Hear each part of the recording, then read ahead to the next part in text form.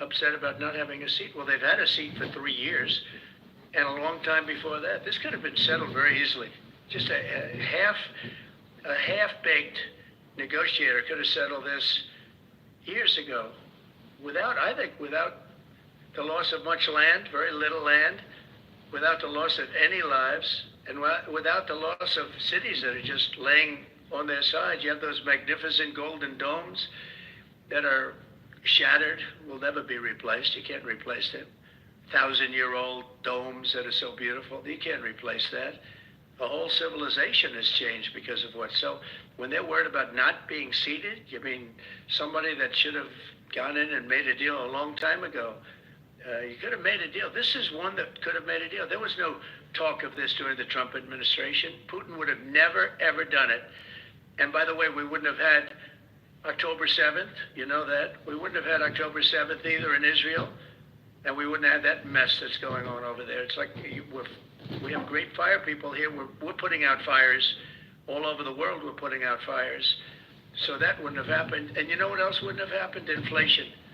Because it was caused really by the cost of energy going through the roof because of their bad energy policies and also their spending, their terrible spending, wasteful spending on the Green New scam. It's a scam. It's a whole big scam. Yeah, please. Yes, sir. I want to ask you a little closer to home. What would it take for you to reconsider the restrictions on the Associated Press? And secondly, some of your advisors are concerned with the Associated Press's style guide, using language and giving guidance to not use words like illegal immigrant or to use phrases like gender-affirming care. And they're concerned about that being an encroaching on liberalism in the way in which the press writes about things. Do you share those concerns? Well, I do think that some of the phrases that they want to use are ridiculous, and I think, frankly, they become obsolete, especially in the last 3 weeks, because many things have happened in the last 3 weeks, and I didn't know about that, but I would say that if they want to use certain phrases like that, and I guess some are okay, but many aren't, but the Associated Press just refuses to go with what the law is and what is taking place. It's called the Gulf of America now. It's not called the Gulf of Mexico any longer. I have the right to do it, just like we have the right to do Mount McKinley, and nobody's even challenging that. But only essentially it's primarily the Associated Press, and I don't know what they're doing, but I just say that we're going to keep them out until such time as they agree that it's the Gulf of America. We're very proud of this country, and we want it to be the Gulf of America. Now, the Associated Press, as you know, has been very, very wrong on the election, on Trump and the treatment of Trump and other things having to do with Trump and Republicans and conservatives. And they're doing us no favors, and I guess I'm not doing them any favors. That's the way life works. But, thank you for the question. Who are you with? Very good question. Thank you. Yes. We're hearing that Russia wants to force Ukraine to hold new elections in order to sign any kind of a peace deal. Is that something that the U.S. would ever support? Well, we have a situation where we haven't had elections in Ukraine, where we have martial law, essentially martial law in Ukraine, where the leader in Ukraine, I hate to say it, but he's down at 4% approval rating, and where a country has been blown to smithereens. You got most of the cities are laying on their sides. The buildings are collapsed. It looks like a massive demolition site. So many of the cities. They haven't done it in Kiev because I guess they don't want to shoot too many rockets in there. They've done it 20%, but they haven't done it 100%. If they wanted to do it 100%, it would probably happen very quickly. But you have cities that are absolutely decimated. And yeah, I would say that, when they want a seat at the table, you could say wouldn't the people of Ukraine have to say, it's been a long time since we've had an election. That's not a Russia thing. That's something coming from me and coming from many other countries also. Ukraine is being just wiped out. Look at what's happening to the cities. There are cities, there's not even a building standing. It's a massive, you talk about Gaza. It's literally, these cities look like Gaza. Actually, many have percentage-wise more buildings knocked down than in Gaza. So, people are tired of it. People want to see something happen. And, the other thing that it's been bothering me for a long time because I solved the problem with NATO. They paid hundreds of billions of dollars into the funds of NATO when I said you got to pay, because the United States was paying for European countries, and then they take advantage of us on trade. But I've seen it. Look, they have to pay. They have to find out where's the money going to. We have, I believe, President Zelensky said last week that he doesn't know where half of the money is that we gave him. Well, we gave them, I believe, $350 billion, but let's say it's something less than that, but it's a lot. And we have to equalize with Europe, because Europe has given us given a very much smaller percentage of that. I think Europe has given 100 billion, and we've given, let's say, 300 plus, and it's more important for them than it is for us. We have an ocean in between, and they don't. But where is all the money that's been given? Where is it going? And I've never seen an accounting of it. We give hundreds of billions of dollars. I don't see any accounting. So I want to see peace. Look, you know why I want? Because I don't want all these people killed anymore. I'm looking at people that are being killed, and they're Russian and Ukrainian people, but they're people. Doesn't matter where they're from on the whole planet. And I think I have the power to end this war. And I think it's going very well. But today I heard, oh, well, we weren't invited. Well, you've been there for 3 years. You should have ended it 3 years. You should have never started it. You could have made a deal. I could have made a deal for Ukraine that would have given them almost all of the land, everything, almost all of the land, and no people would have been killed, and no city would have been demolished, and not one dome would have been knocked down. But they chose not to do it that way. And President Biden, in all fairness, he doesn't have a clue. What he was so bad for this. It was so bad, so pathetic, so sad. But with all of that being said, look, it is what it is. When I left, there was no chance that this could have happened. But it happened because we had incompetent leadership at many different levels. But when you see what's taking place in Ukraine with millions of people killed, including the soldiers, millions of people killed, a big percentage of their cities knocked down to the ground. I don't know how anybody even lives there. You know, when they say they took a poll and Zelensky's at 4%, who's living there? You know, I mean, it's hard to believe that people live there. Their cities are being knocked down, and this is something that would have never happened. And by the way, for 4 years, it didn't happen. It was never going to happen. Go ahead. One follow-up question. How would you counter the perception, because Russia's pushing for this, obviously, they don't really hold true elections, that would be a capitulation of some sort. How would you guard against potentially Russia installing a puppet government? And then finally, how would that new election have an impact on getting Zelensky to sign the rare earth minerals deal? Look, you have leadership, and I like him personally. He's fine. But I don't care about personally. I care about getting the job done. You have leadership now that's allowed a war to go on that should have never even happened, even without the United States. Look, we had a president who was grossly incompetent. He had no idea what he was doing. He said some very stupid things, like going in for portions and all of the things. He made a lot of bad statements, but he's grossly incompetent, and I think everyone knew that. This is something that should have never happened, would have never happened. And I used to discuss it with Putin. President Putin and I would talk about Ukraine. It was the apple of his eye, I will tell you that. But there was never a chance of him going in. And I told him, you better not go in. Don't go in. Don't go in. And he understood that. He understood it fully. But I'm only interested. I want to see if I can save maybe millions of lives. This could even end up in a World War III. I mean, to be honest with you, you've been hearing now Europe is saying, well, I think we're going to go in and we're going to go. All of a sudden, you're going to end up in World War III over something that should have never happened. And, you know, it's a very sad situation. Yeah, please.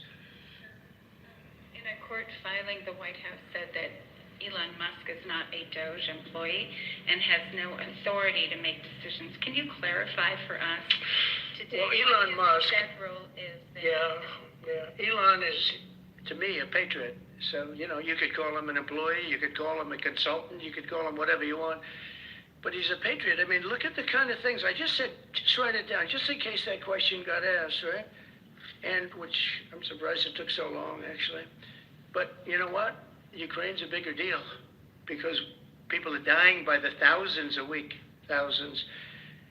But look at this, from 90 to 99, Social Security, 6,054,000 people.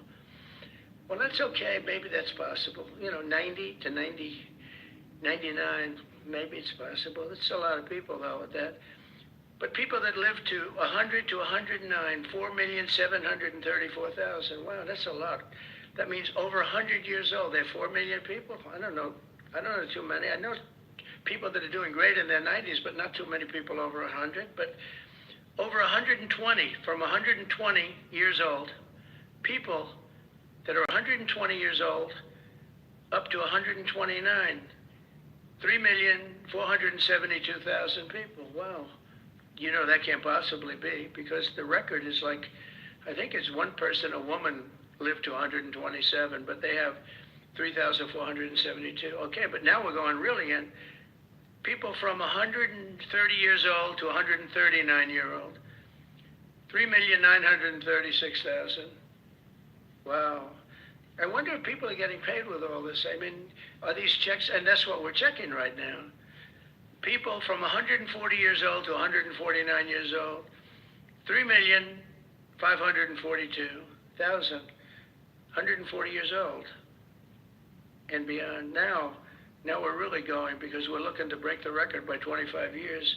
People from 150 years old to 159 years old, 1,345,000. These are by the way, these are in the computer files. This is what they do well. I asked Elon, who are these Doge people? He said they're super brilliant computer people and they love the country. It's simple. Wait a minute. People from 160 years old to 169 years, 121,000. So 160-year-old people. 170 to 179,000, 6,087. But now, let's go into the real numbers. From 200 to 209 years old, 879 people. From 210 years old, I haven't met any of them. And if I did, I would bless them. I would worship the ground they walk on. 210 to 219 years, 866. From 220 years old to 229 years old, 1,039. And then you have two people, from 240 years old to 249 years old, one person. And there's one person that's 360 years old. That's just that. And then, where's the money being spent, right? Let's go into that for just a second. $520 million for a consultant on the environment. It's called Environmental, Social, and Governance. Investments in Africa and mobilize private sector resources. $520 million. Somebody got $520 million for an environmental, sounds like an environmental study. I've always been one that paid a lot of money for my environmental studies, but I paid like $50,000, not $520 million. $520 million for ESG. $25 million to promote biodiversity, conservation, and promote licit livelihoods by developing socially responsible behavior in the country of Colombia. Well, it's nice, $25 million to Colombia for something that nobody ever heard of. $40 million to improve the social and economic inclusion of sedentary migrants. $40 million. $42 million for Johns Hopkins, great place, to research and drive social and behavior change in Uganda. $42 million. What about us? What about social change in our country? $70 million for a center at Purdue to research university-sourced, evidence-based solutions to developmental challenges. I mean, these are massive numbers on things that nobody ever heard about. $10 million for Mozambique voluntary medical male circumcisions. $10 million for circumcisions in another country. $9.7 million for UC Berkeley to develop a cohort of Cambodian youth with enterprise-driven skills. In other words, let's teach them something about enterprise. What about our people? Can't we teach them about enterprise? $2.3 million for strengthening independent voices in Cambodia. $32 million to the Prague Civil Society Center, which is a very liberal group of people. Wonder how much of that money came back to the people that approved it. $14 million for improving public procurement in Serbia. $486 million to the Consortium for Elections and Political Process Strengthening, including $22 million for inclusive and participatory political process in Moldova, and $21 million for voter turnout in India. Well, why are we giving $21 million to India? They got a lot of money. They're one of the highest taxing countries in the world in terms of us. We can hardly get in there because their tariffs are so high. I have a lot of respect for India. I have a lot of respect for the Prime Minister. He just left, as you know, 2 days ago. But we're giving $21 million for voter turnout. It's voter turnout in India. What about, like, voter turnout here? Oh, we've done that, I guess. We did 500 million, didn't we? It's called the lock boxes.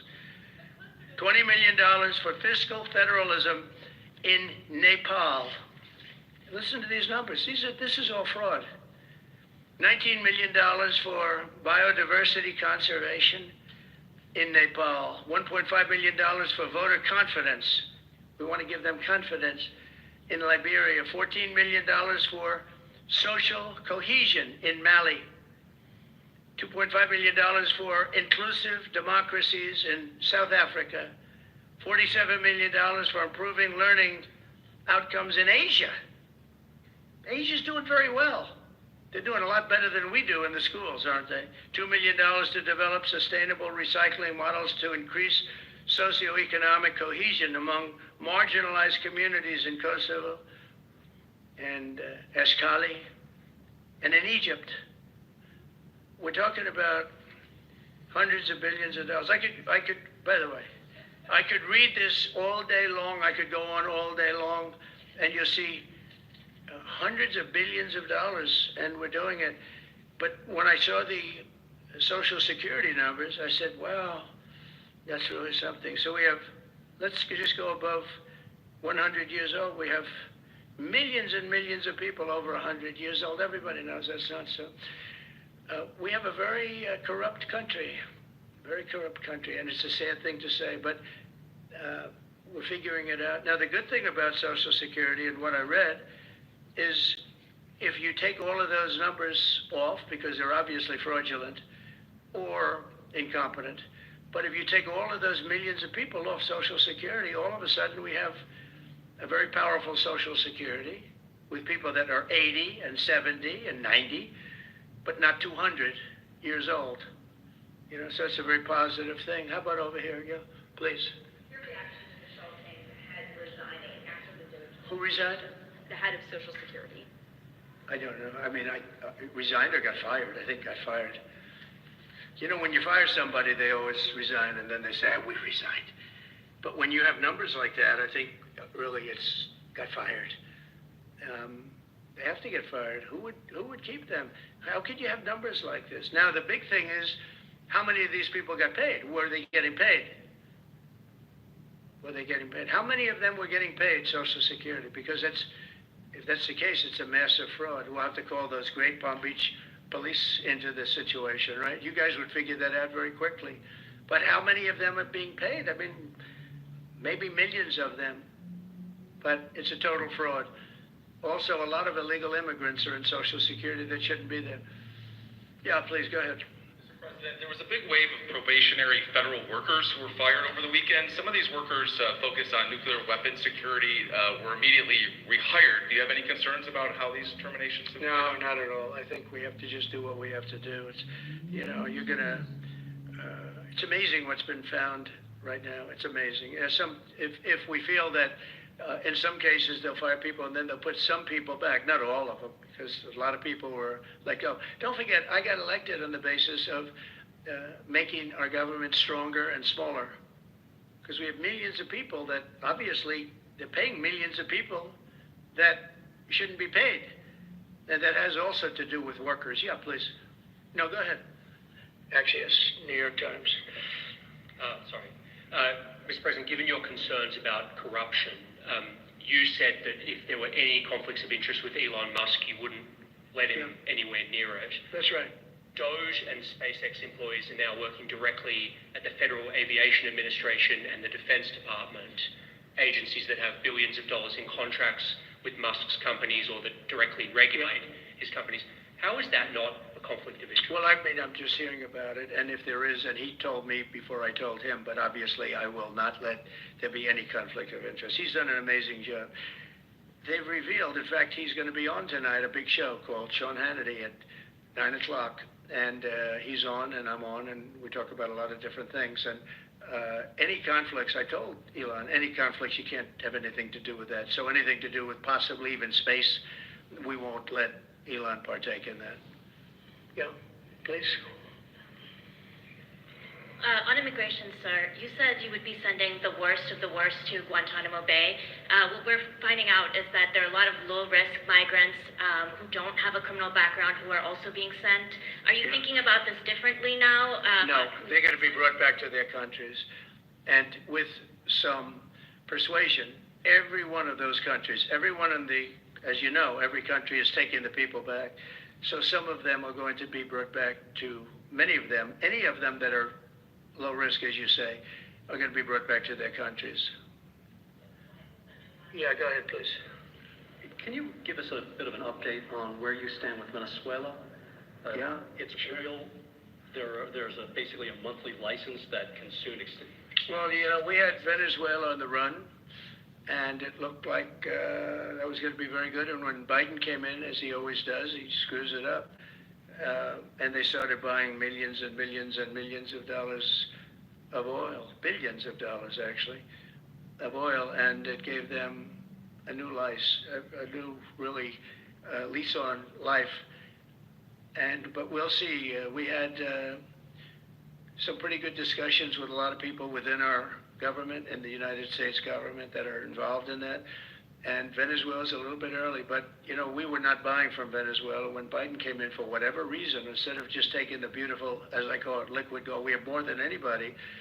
They started paying a fortune to Venezuela, and we're looking at that, actually. Why did they do that? Why were they doing that? Why would they go to the enemy and give them billions and billions of dollars? Now, with that being said, as you know, Venezuela has said very strongly they will not take any illegal immigrant, any of the people that they sent over to us. They sent their gangs, probably the worst gang anywhere in the world, as bad as MS-13, maybe worse, and they came out of the jails of Venezuela. They emptied their jails into our country, and they said, we'll never take them back. Well, they took them back, and they're taking them back, and they are taking them back rapidly.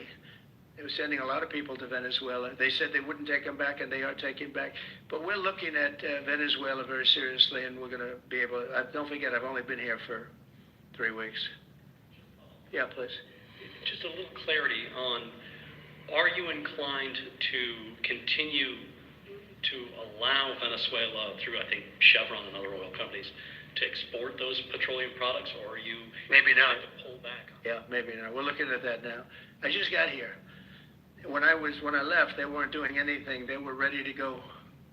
We give up. And then Biden came along and he gave them literally billions of dollars. I couldn't believe it, actually. And we have so much under our feet. Liquid gold, we have so much, and it was pretty amazing. So we're looking at that whole situation, why he did it. All right, how about one more? Yeah, please.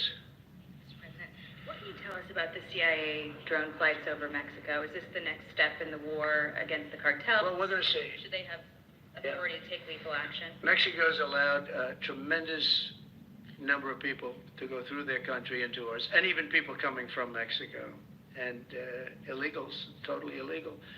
They've allowed people to empty jails into Mexico and then let them come through with this totally ridiculous open border policy of the Biden administration. So millions of people have come in, and hundreds of thousands, and actually millions, are criminals.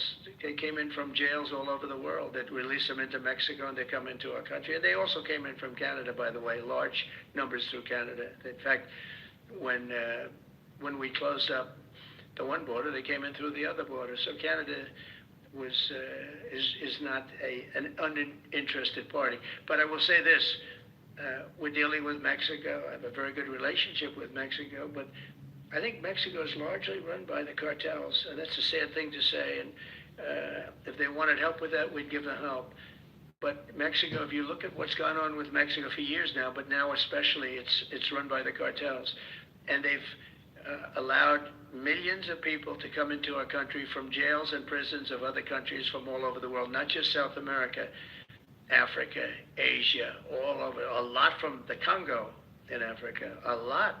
They opened their jails, they came in through Mexico, and we have some of the worst criminals coming in from the Congo and other places. So it's not just South America, and it's not just Venezuela, but they opened their jails. And you know, the crime rates in Venezuela and other places all over the world has gone way down. You know why? Because they've given us their prisoners, they've given us their drug lords and their gang members, and it's hard to believe that we accepted this. It's hard to believe that we allowed open borders, and we're taking in, you know, hundreds of thousands and millions of people coming in from all over the world that are absolute stone-cold criminals. In fact, 11,088 murderers, and many of those people have murdered more than one person.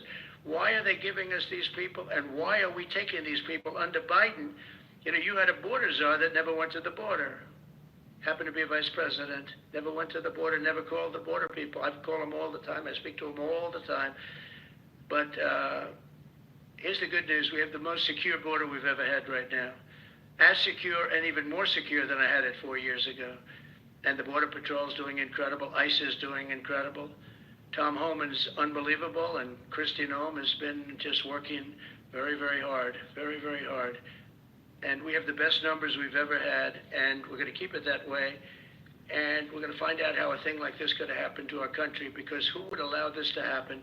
What they've done to our country is so sad. Thank you very much. Thank you. Thank you, Ron.